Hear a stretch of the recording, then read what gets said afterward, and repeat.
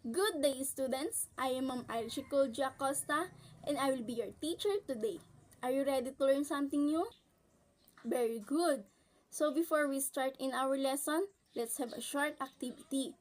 You are going to choose the letter of the best answer. The first question is, what is the best definition of literature? A. Literature covers both oral and written forms of works for expressive and imaginative purposes. B. Literature is limited to written materials that gain artistic merit for human expression. C. Literature is written solely to inform and persuade. Or letter D. Literature is anything written and published. What is the best answer? Very good. The best answer is letter A. Literature covers both oral and written forms of works for expressive and imaginative purposes. Question number 2. Which genre of literature observes sounds and rhythms for aesthetic purposes in expressing one's feelings, ideas, and beliefs? A. Fiction. B. Non-fiction. C. Prose. Or D. Poetry. What is the best answer? Correct! Letter D. Poetry have sounds and rhythms for aesthetic purpose in expressing one's feelings, ideas, and beliefs. In question number 3, in which type of literature do legends, folktales, short stories, and novels belong? A. Art. B. Fiction. C. Non-fiction. Or D. Poetry. What is the best answer? Correct! Letter D is the best answer. Fiction is a type of literature, do legends, folktales, short stories, and novels. In question number 4, which literary forms refers to verses that depicts extraordinary strength and adventure and heroism? A. Epic. B. Fairy tale. C. Legend. D. Myth. What is the best answer? Correct! Letter A is the best answer. Epic refers to verses that depict extraordinary strength, adventure, and heroism. Last question. What elements of a story is depicted in this given statement? The king is very ill, and his sons rival each other in catching a bird. A. Character. B. Conflict. C. Setting. D. Theme. What is the best answer? Very good! The correct answer is letter B. Conflict. Because the king is very ill and his sons rival each other in catching a bird. So today, we will discuss the exploring Philippine literary forms, genres, elements, and traditions. So Philippine literature is a rich and diverse 7,500 plus islands that make up our archipelago. This is not surprising considering that we have 183 living languages across 17 regions comprised of 82 provinces. One can only imagine the many forms artistic communication, oral or written, that we have been passed on to and through generations, communities and groups. Then now, literature in the Philippines have come in various genres, forms, and have been appreciated and analyzed for their forms, elements, structures, and definitions. So class, what is literature? The term literature is derived from the Latin word lettera, which means a letter for the alphabet. According to the website Britannica, literature is traditionally defined as a body of written works associated to imaginative and creative works of poetry and prose, and can be classified according to variety of systems such as language, national origin, historical period, genre, and subject matters. So, what are the two major forms of literature? Anyone?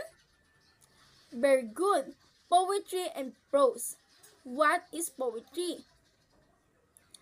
Poetry, this literary type, is usually written in lines and is characterized by having an element of rhythm, sounds, imagery, and form. Its main purpose is to express feeling, thoughts, and ideas. It can be divided into three types: narrative, dramatic, and lyrical poetry.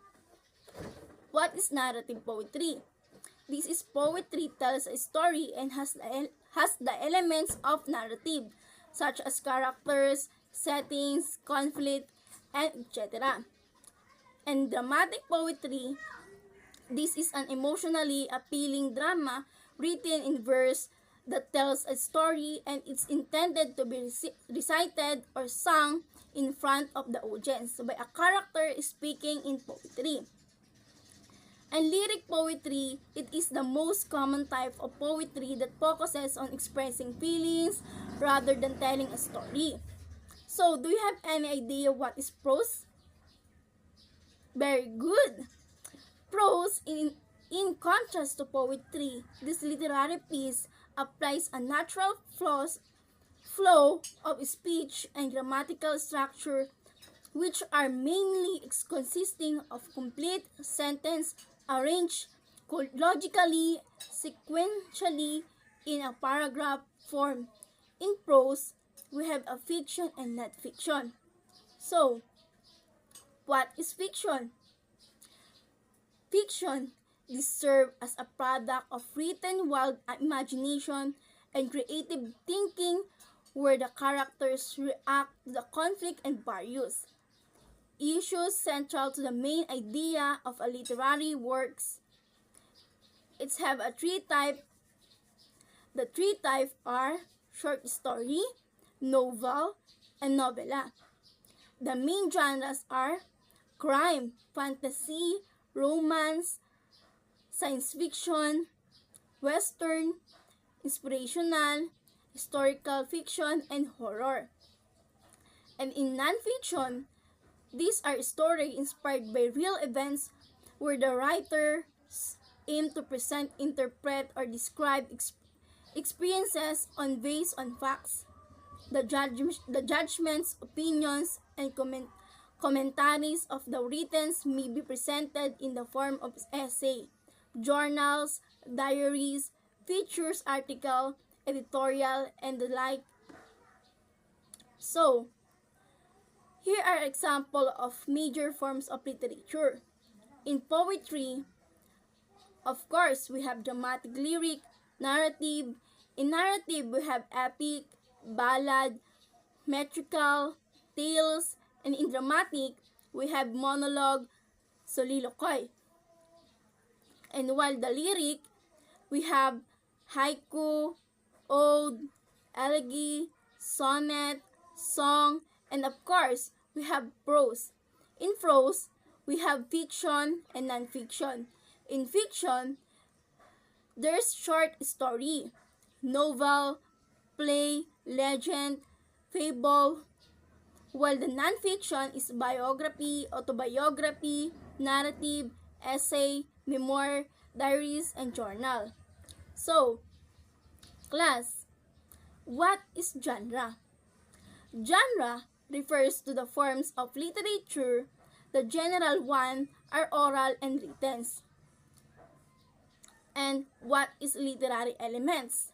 Literary elements refers to particular identifiable characteristic of a whole text. They are not used per se by authors. They represent the elements of storytelling which are common to all literary and narrative forms. For example, every story has theme, a settings, conflict, and has a particular point of view. In order to be discussed legitimately as a part of textual analysis, literary elements must be especially identified for that particular text. The common elements of a story are a setting, character, conflict, theme, point of view. And a plot also has its own elements such as exposition, rising action, climax, falling action, and resolution. In poetry, there are four essential elements: form, imagery, rhythm, and sound, and we are we have a tradition. The term tradition refers to the specific traits of literary works that define a generation or period in history.